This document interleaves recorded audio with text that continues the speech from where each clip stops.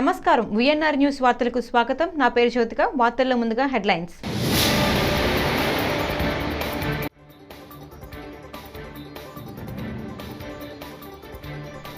జనాభా అనేది భారం కాకుండా ఆస్తిగా భావించే కాలం వచ్చిందని సీఎం చంద్రబాబు వ్యాఖ్య.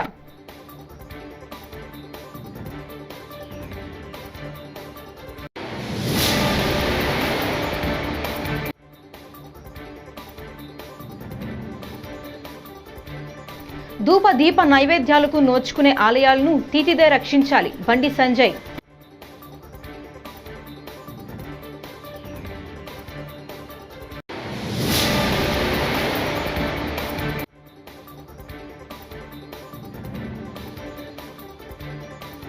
మామిడి రైతులను దండుపాల్యం అంటూ నిందించారు. మండిపడ్డ భూమన కరుణాకర్ రెడ్డి.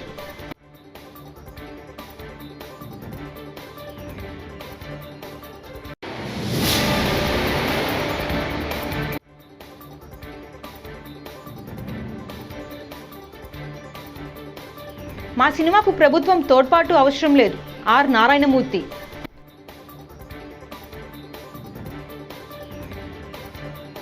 ఇక డీటెయిల్స్ చూస్తే, జనాభా అనేది భారం కాకుండానే ఆస్తిగా భావించే కాలం వచ్చిందని సీఎం చంద్రబాబు వ్యాఖ్యానించారు. భారతదేశంలో ఎక్కువ జనాభా ఉండటం మనకు పెద్ద వనమని సీఎం అన్నారు. ప్రపంచవ్యాప్తంగా యువశక్తి క్షీణించి అభివృద్ధి కూడా తగ్గిపోతుందన్నారు. ప్రపంచ జనాభా దినోత్సవం సందర్భంగా వెలగపూడిలో సచివాలయం వద్ద ప్రభుత్వం ప్రత్యేక కార్యక్రమం నిర్వహించింది. ఈ సందర్భంగా సీఎం మాట్లాడారు. ఆ రోజు నేను 2 పిల్లల కంటే ఎక్కువ ఉంటే స్థానిక సంస్థల్లో పోటీ చేయడానికి అర్హత లేదని నేనే చట్టాన్ని తీసుకొచ్చాను. ఈరోజు మళ్ళీ వచ్చి జనాభా నియంత్రణ కాదు, జనాభా నిర్వహణ చేయాలి, దీనిపైన మీ సూచనలు ఇమ్మని ఈ సమావేశాలు అడిగామంటే అది మార్పు. ఎవరైనా సరే ఒక్కొక్కసారి కొన్ని పాలసీలు తీసుకొచ్చినప్పుడు ఆ పాలసీలు కానీ తగిన ఫలితాలు రానప్పుడు, పరిస్థితులు మారినప్పుడు మళ్ళీ ఎప్పటికప్పుడు మనందరం కరెక్టివ్ మెజర్స్ తీసుకోకపోతే చాలా సమస్యలు వస్తాయి. ఒకప్పుడు జనాభా అంటే మీరు ఒకసారి చూస్తే చాలా పెద్ద ఎత్తున వేరే దేశాలు జనాభా ఎక్కువ ఉండే దేశాలని చాలా చులకనగా చూసేవాళ్ళు. ఈరోజు మీరు చూస్తే ఎక్కడ జనాభా ఎక్కువ ఉంటే ఆ దేశాలపైన ప్రపంచం మొత్తం ఆధారపడే పరిస్థితి వచ్చారంటే అది జనాభా విశిష్టత అని చెప్పి కూడా నేను మీకు తెలియజేస్తున్నా. జనాభా అనేది భారం కాదు, జనమే అతిపెద్ద ఆస్తిగా భావించే కాలం వచ్చింది. ఇప్పుడు భారతదేశం అగ్రరాజ్యాలతో పోటీ పడుతుంటే మన దేశంలో బలమైన మానవ వనరులే కారణం. ఒకప్పుడు మన యొక్క మనుషుల్ని మనం ఒక్కసారి ఆలోచించుకుంటే ఎక్కువ జనాభా ఉన్నారు, ఈ దేశం అభివృద్ధి అవుతుందని ఆలోచించే పరిస్థితి నుంచి ఆ జనాభాని మనకు ఒక పెద్ద అడ్వాంటేజ్గా మారే పరిస్థితికి వచ్చింది. ప్రపంచంలో మీరు ఒకసారి చూసినప్పుడు ఎక్కువ జనాభా ఉండే దేశం భారతదేశం. 143 కోట్ల జనాభా ఉండే ఏకైక దేశం భారతదేశం. చైనా కూడా కిందికి వెళ్ళిపోయారు, 130 కోట్లకు వచ్చే పరిస్థితికి వచ్చారు. దీన్ని మీరు ఒకసారి చూసినప్పుడు ప్రపంచమంతా కూడా జనాభా తగ్గిపోయే పరిస్థితి వస్తూ ఉంది, బర్త్ రేట్ పడిపోయే పరిస్థితి వస్తూ ఉంది, యువశక్తి క్షీణించే పరిస్థితి వస్తూ ఉంది, వృద్ధులు పెరిగే పరిస్థితి వస్తూ ఉంది. ఏ దేశమైతే ఏజింగ్ ప్రాబ్లమ్స్ వస్తాయో ఆ దేశంలో గ్రోత్ ఆగిపోతుంది. ఇంకొక పక్క మీరు చూస్తే భవిష్యత్తులో చాలా సమస్యలు వచ్చే పరిస్థితి వస్తాయి. అందుకే ఈరోజు మనం అందరం కూడా ఆలోచించుకోవాల్సిన అవసరం ఉంది. ఈరోజు ఒక్కసారి ఫెర్టిలిటీ రేట్ ప్రపంచం అంతా చూస్తే మీకు అవగాహన వస్తుంది. 2.1 ఉంటే స్టెబిలిటీ ఉంటుంది, జనాభా రీప్లేస్మెంట్ లెవెల్లో ఉంటుంది. 2.1 కంటే తక్కువ ఉంటే రోజు రోజుకు జనాభా తగ్గిపోయే పరిస్థితి వస్తుంది. ఒక సమయం అయ్యే కొందికి ఇది ఇంబ్యాలెన్స్ అవుతుంది. దీన్ని కరెక్ట్ చేయడానికి కూడా సాధ్యం కాదు.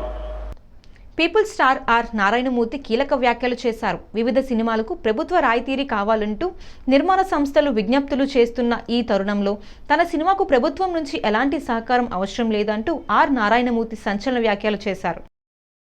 మన సారు అద్దంకి దయాకర్ గారు, నేను గవర్నమెంట్తో మాట్లాడి ట్యాక్స్ ఇప్పిస్తాను, ట్యాక్స్ అకౌంట్ చేస్తాను అన్నారు. అలాగే మా శ్రేయోభిలాషి ప్రముఖ కవి అందశ్రీ గారు కూడా ఈ సినిమాకి ట్యాక్స్ ఎగ్జామ్షన్ ఇప్పించాల్సిందిగా అద్దంకి దయాకర్ గారిని కోరారండి. థ్యాంక్స్ అలాట్ టు అందశ్రీ అన్న అండ్ దయాకర్ గారు. అయితే నా విజ్ఞప్తి, నాకు ట్యాక్స్ ఫ్రీ వద్దు, ఏం వద్దండి, నా గవర్నమెంట్ సైడ్ నుంచి ఏ సహకారం వద్దండి ప్లీజ్. నేను కోరుకునేది ఏంటంటే, దయచేసి మీరు ప్రమోట్ చేయండి సినిమాని, నా సినిమా గురించి చెప్పండి, సినిమా జనంలోకి వెళ్ళి చేయండి, జనాన్ని చూడమని చెప్పండి. ఏమాత్రం సినిమా బాగుంటే జనాన్ని కనెక్ట్ అయితే సినిమా సక్సెస్ అవుద్ది. ఆ హెల్ప్ చేయండి, దట్స్ వాట్ ఐ వాంట్.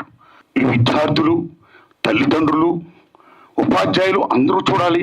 అన్నింటిని మించి ప్రభుత్వ విద్యా విధానాన్ని బలోపేతం చేయాలి అని ముఖ్యంగా చెప్పారు సినిమాలో. ఈ ప్రైవేటైజేషన్, కార్పొరేటీకరణ, ఈ మాఫియా దందాలు, ఈ ఎడ్యుకేషన్ సిస్టమ్ ఉండకూడదు. మొత్తం రూల్ చేయాలి. ప్రభుత్వ విద్యను కాపాడుకోవాలి, ప్రభుత్వ విద్యను బలోపేతం చేయాలి, విద్యని వైద్యుని జాతీయం చేయాలి అనే విషయాన్ని నేను చెప్పాను చిత్రం ద్వారా. ఈ సినిమాని నేను ఆగస్టు 22వ తారీఖున రిలీజ్ చేస్తున్నానండి. దయించి సినిమాని చూడండి, ఆదరించండి. ఏమాత్రం బాగున్నా 10 మందికి చూడమని చెప్పండి. ఇంకా ఇలా చిత్రాలు తీయడానికి నాకు మంచి శక్తిని ప్రసాదించండి. మామిడి రైతులకు అండగా నిలిచేందుకు వైఎస్ జగన్ చేసిన బంగారుపాలెం పర్యటన విజయవంతం అవడాన్ని జీర్ణించుకోలేని ఎల్లో మీడియా విషపు రాతలతో ఆయనపై ఉన్న ద్వేషాన్ని మరోసారి చాటుకున్నామని మాజీ టీడీపీ చైర్మన్ భూమన కరుణాకర్ రెడ్డి మండిపడ్డారు. సృష్టించిన, బెదిరించిన, లాఠీలతో కొట్టిన, ఏమాత్రము కూడా వెరవకుండా వాళ్ళు రహదారులన్నింటినీ కూడా తమ అధీనంలోకి పోలీసు వారు తీసుకున్నాక కూడా రైతులు, జగన్మోహన్ రెడ్డి గారి అభిమానులు అంతా కూడా గుట్టలు, పుట్టలు, కాలువలు ఇవన్నింటినీ కూడా తుప్పలు దాటుకుంటూ వాళ్ళు జగన్మోహన్ రెడ్డి గారి దగ్గరికి అతి సమీపానికి రావటం, అది ఒక గొప్ప సందేశంగా, సంకేతంగా, చంద్రబాబు నాయుడు కూటమి ప్రభుత్వానికి ఒక పెద్ద పెను విఘాతంగా మారిన నేపథ్యంలో ఈ రోజున నిన్న మార్నింగ్ నుంచి జగన్మోహన్ రెడ్డి గారి పర్యటన ప్రారంభించినప్పటి నుంచి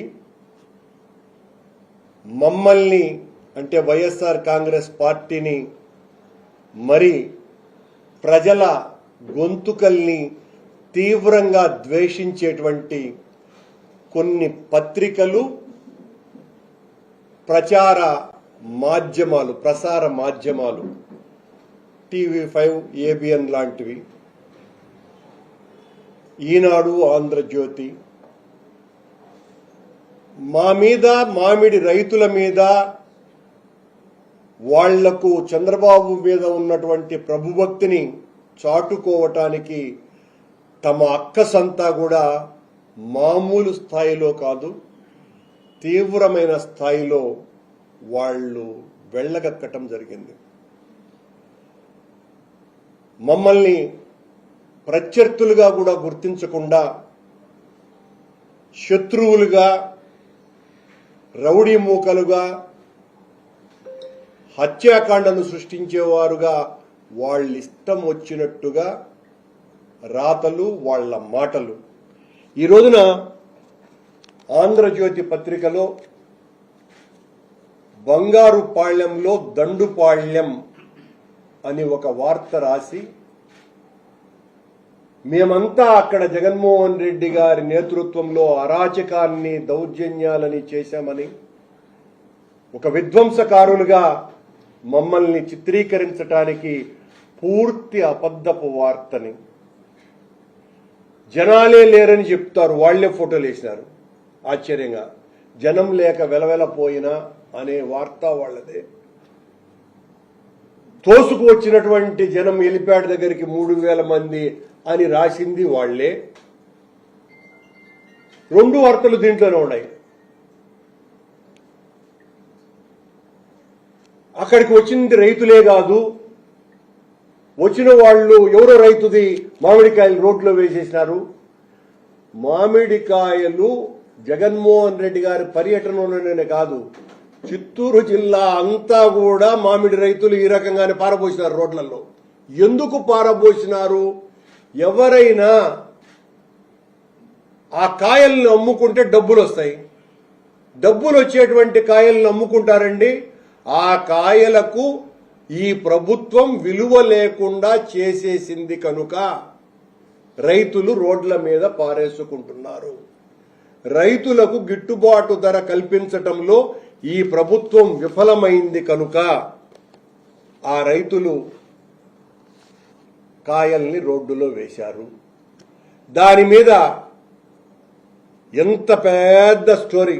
మేమే ఏదో బలవంతంగా ఎవరో ఒక తెలుగుదేశం మరి ఏదో పేరు రాశారు, శ్రీనివాసులు నాయుడు ఏదో పేరు, ఆయన ఆ రైతుది కూడా దొర్లించేసినామని రాసినారు. అలాగే రైతులు కానటువంటి వాళ్లతో ఒక 5-6 మందితో జగన్మోహన్ రెడ్డి ఎందుకు వచ్చాడో మాకు అర్థమే కాలేదు అని కూడా రాయించినారు. ఇలా మీకు మా మీద వ్యతిరేకత ఉండొచ్చునో, అది తప్పు కాదు. మేము అధికారంలోకి రాకుండా చేయటానికి ప్రయత్నం చేయొచ్చు, కానీ మమ్మల్ని ఇంత దారుణంగా ఘోరాతి ఘోరంగా మీరు ఎంత చిత్రీకరిస్తే జగన్మోహన్ రెడ్డి గారు అంత పైకి లేస్తున్నాడు.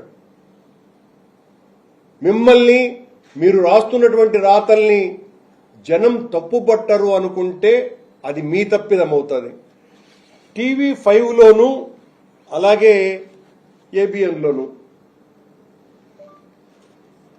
ఒక స్టోరీలు చూడండి. నిన్న పోలీసుల నరికేయండ్రా, DSPని నరికేయండ్రా, జగన్ పబ్లిక్ గా దొరికాడు. ఏమండి, ఒక పూర్వ ముఖ్యమంత్రి ఈ రకంగా మాట్లాడగలడా? మాట్లాడితే రాజకీయం చేయగలరా ఎవరైనా?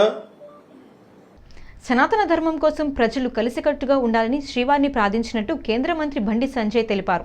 శుక్రవారం ఉదయం VIP ప్రారంభ దర్శన సమయంలో తిరుమల శ్రీవారిని కేంద్ర మంత్రి దర్శించుకున్నారు. అనంతరం ఆయన మీడియాతో మాట్లాడారు. ధూపదీప నైవేద్యాలను నోచుకొని ఆలయాలను తీర్చిదిద్ది రక్షించాలని కోరారు. పురాతన ఆలయాలను గుర్తించి అభివృద్ధికి నిధులివ్వాలన్నారు.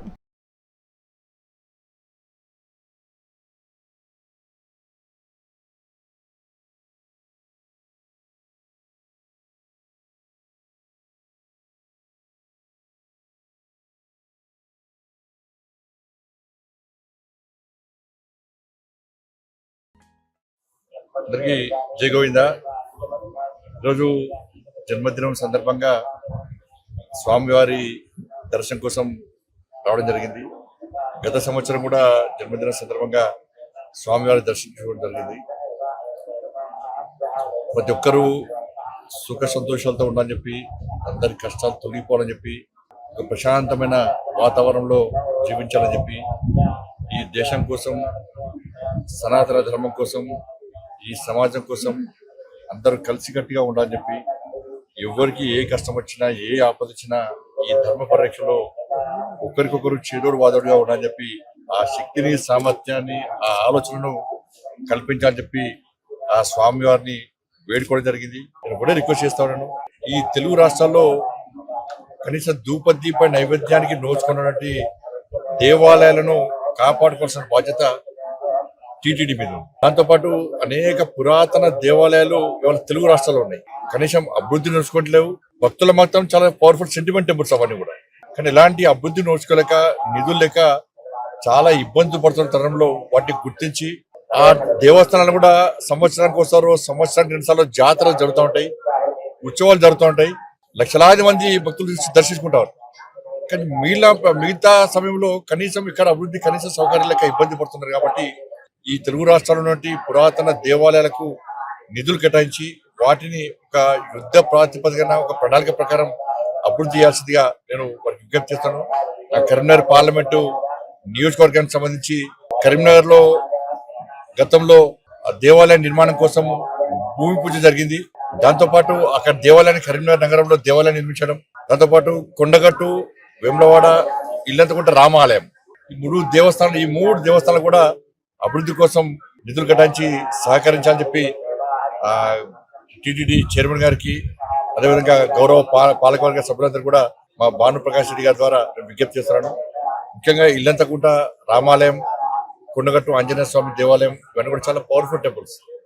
కాబట్టి ఆ నియోజకవర్గంలో ఉన్నటువంటి ఆ దేవాలయాన్ని కూడా నిధులు కట్టించి కాపాడాలని గుర్తు. ఎందుకంటే హిందువుల ఆస్తి. ఒక ఉద్యోగస్తులు వచ్చిండారు, సార్ హిందువుల ఆస్తి, హిందువుల హక్కు తిరుమల తిరుపతి దేవస్థానం. వాళ్ళ మనం కింద నుంచి పైకి స్వామివారిని దర్శించుకోవాలంటే ఇతర మతస్థులు కానీ ఇతర దేశస్తులు కానీ ఒక డిక్లరేషన్ ఇచ్చి పైకి రావాల్సి వస్తుంది. స్వామివారి విశ్వాసం నమ్మకం ఉంది అని చెప్పి ఒక డిక్లరేషన్ ఇచ్చి రావాల్సి వస్తుంది. ఇది గతం నుంచి జరుగుతున్న ఆనవాయితీ. కానీ దురదృష్టవశాత్తు ఏంటంటే టీటీడీ ఈ దేవస్థానంలో దాదాపు 1000 మందికి పైగా ఇతర మతస్థులు. స్వామివారి మీద విశ్వాసం నమ్మకం లేదు. హిందూ సనాతన ధర్మం మీద వారికి ఆలోచన లేదు. ఆ సనాతన ధర్మాన్ని కాపాడాలి, సనాతనానికి అనుగుణంగా వివరించాలని చెప్పి ఆలోచన వరకు లేదు. అటువంటి ఉద్యోగస్తులకు, అటువంటి వ్యక్తులకు టీటీడీలో ఉద్యోగాలు ఇవ్వడం ఏంది, వాళ్ళు ఇంకా కొనసాగించడం ఏంది? ఎప్పుడో ఒకసారి మార్పు జరగాలి. ఇటువంటి పద్ధతి మంచిది కాదు. ఇతర మతస్థులు ఈ దేవాలయంలో ఉండడం వలన వాళ్ళ ఆచార వ్యవహార విషయంలో చాలా ఇబ్బందులు వస్తున్నాయి. అన్ని మతాలకు ఇవ్వడానికి ఇది ఒక సత్రం కాదు. చాలా మంది అర్చకులు అని ఈ సనాతన ధర్మం మీద ఆధారపడిన ఉద్యోగాలకి చాలా మంది ఇబ్బంది పడుతున్నారు. కాబట్టి జీతభత్యాలు ఇచ్చుకుంటూ స్వామివారి మీద విశ్వాసం నమ్మకం లేని వ్యక్తులను ఏ విధంగా మీరు ప్రోత్సహిస్తారు? గతం నుంచి వస్తున్నప్పుడు కూడా ఎక్కడో ఒకడ పురుష పెట్టాల వాటి. దీన్ని వెంటనే నిర్మూలించాల్సిన బాధ్యత పాలక వర్గం మీద ఉంది. నేను దయచేసి మళ్ళీ విజ్ఞప్తి చేస్తాను, ఇది ఏ ఒక్కరి ఆస్తి కాదు, ఇది హిందువుల ఆస్తి. స్వామివారి విశ్వాసం నమ్మకం నుండి హిందువుల యొక్క ఆస్తి తిరుమల తిరుపతి దేవస్థానం. అటువంటి ప్రాంతంలో ఇతర మతస్థులకు ఉద్యోగాలు ఇచ్చేటువంటి పరిస్థితి నుంచి బయటికి రావాలి. ఉన్న ఉద్యోగస్తులను వెంటనే తొలగించాల్సిన బాధ్యత వాళ్ళ టీటీడీ పాలక మండలి ఉన్నది. నిన్న మతము రెచ్చగొట్టడం కాదు, వాస్తవం. రైతులను ఏమాత్రం పట్టించుకుని కూటమి ప్రభుత్వం వాళ్ళను పరామర్శించడానికి వెళ్తున్న వైఎస్ జగన్ను మాత్రం అడ్డుకునే ప్రయత్నాలు చేస్తుందని వైఎస్ఆర్సీపీ కృష్ణా జిల్లా అధ్యక్షుడు పెర్ని నాని మండిపడ్డారు. బంగారుపాలెం పర్యటన సందర్భంగా కూటమి ప్రభుత్వం వ్యవహరించిన తీరుపై శుక్రవారం తాడేపల్లిలో వైఎస్ఆర్సీపీ కేంద్ర కార్యాలయంలో ఆయన మీడియాతో మాట్లాడారు. తాజాగా మామిడి కానీ ఈ పంటలు పండిస్తున్నటువంటి రైతు విలాపం, రైతు కడగండ్లు ఈ ప్రభుత్వానికి పట్టని పరిస్థితి. పేరు గొప్ప ఊరు దిబ్బ అన్న చందాన పేరు మాత్రం కూటమి ప్రభుత్వం, పైన కింద మేమే, డబుల్ ఇంజిన్ సర్కార్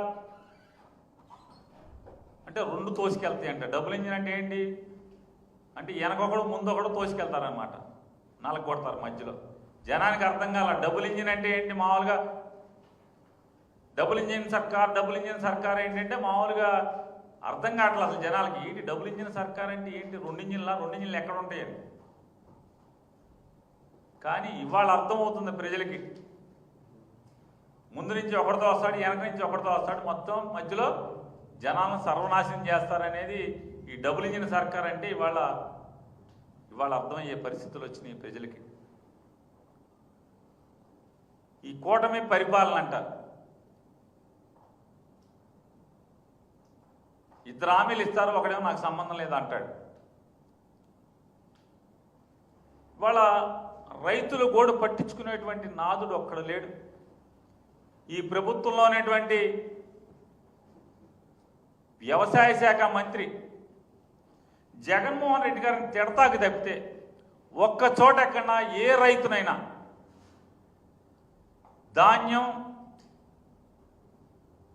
పండించినటువంటి పంట కనీసం గిట్టుబాటు ధరలాక ఏడ్చి తెగనమ్మే పరిస్థితులు ఉంటే కృష్ణా గోదావరి డెల్టాలో ఎక్కడన్నా తిరిగిన పాపాన పోయాడా అని అడుగుతున్నాను. ధాన్యం బస్తా 1200 రూపాయలకి, 1300 రూపాయలకి, 1400 రూపాయలకి తెగనమ్ముకుంటే ధాన్యం మధ్యవర్తులు, పెట్టుబడిదారులు, మిల్లర్లు అడ్డగోలుగా దోచుకుంటుంటే వ్యవసాయ శాఖ మంత్రి ఎక్కడన్నా తిరిగాడా అని అడుగుతున్నాను.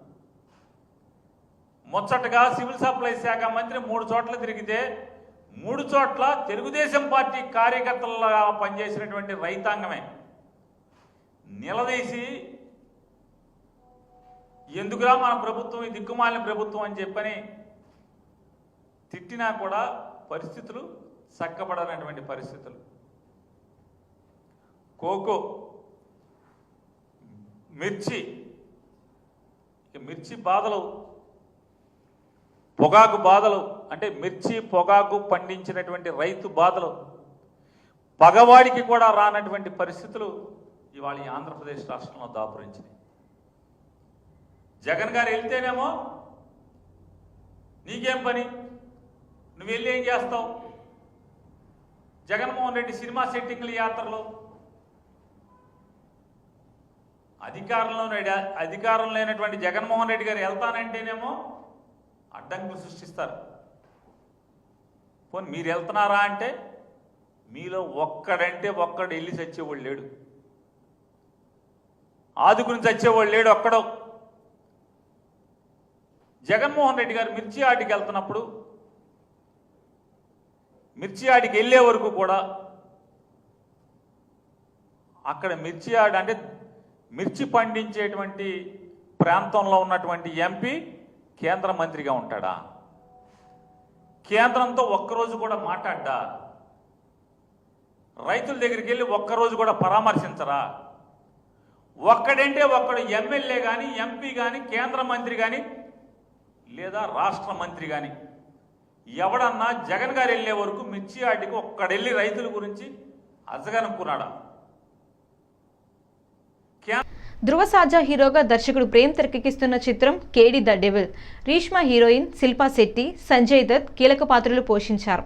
ఈ సినిమా త్వరలో ప్రేక్షకుల ముందుకు రానుంది. ప్రమోషనల్స్ భాగంగా గురువారం నిర్వహించిన టీజర్ లాంచ్ ఈవెంట్లో చిత్ర బృందం సందడి చేసింది. Apart from Hindi films, the first other language film that I did was Telugu. I started my career with Raghavendra Rao Garu, with Saas Virdu Sagar Kanya over here. And since then, I've always got lot of love from Hyderabad and the fans here. So thank you so much. I hope you give the same love to our beautiful film, KD. Want to say thank you to Prem sir for thinking of me and thinking I could play the part of Satyavati. Supreet, who has been an amazing producer. Venki, who's not here with us, put in not just his money, but his passion into the movie. And I feel so happy to be working with Dhruva for the first time, and Rishma. And last but not the least, Sanju sir.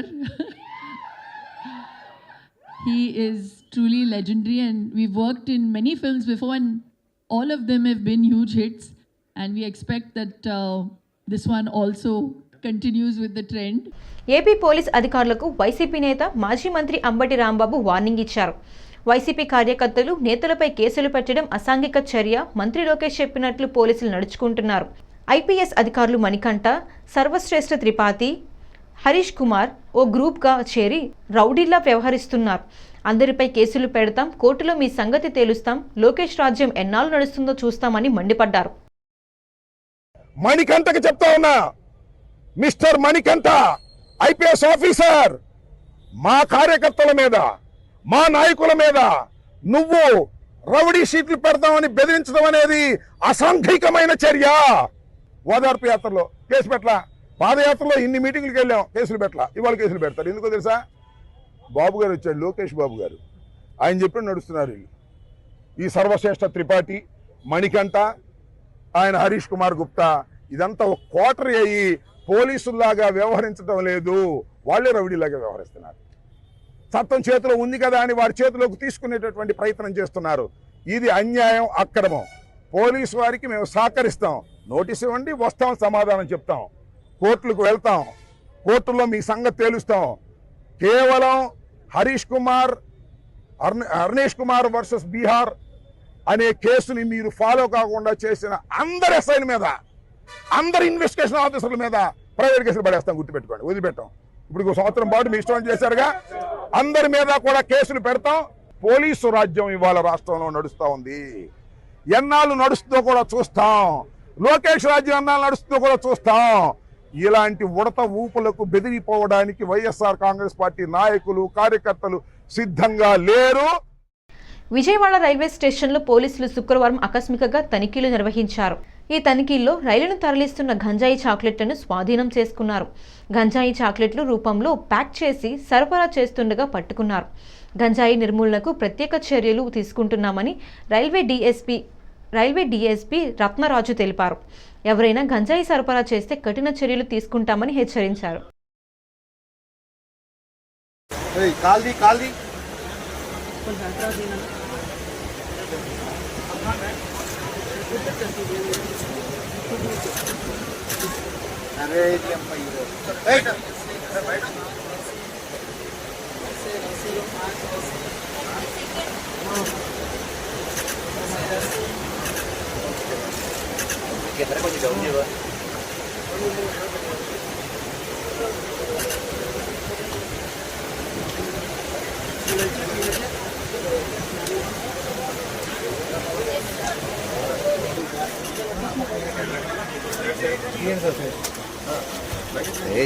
खड़ो मत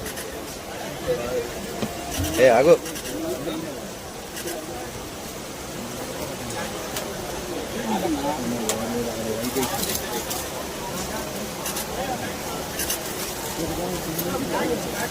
light बंद किया ना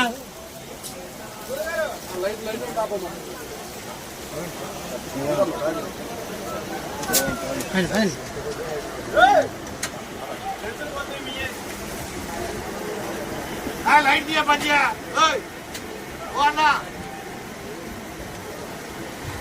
इंदा team दीला light आप chocolate है light बंद किया बाबू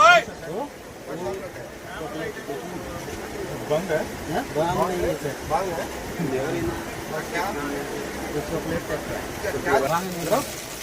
चॉकलेट है सर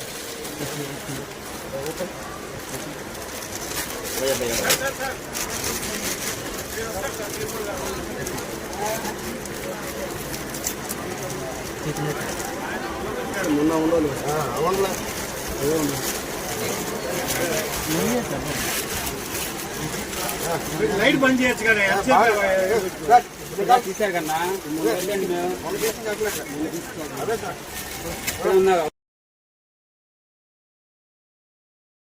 ఈ వార్తలు ఇంతటితో సమాప్తం. నమస్కారం.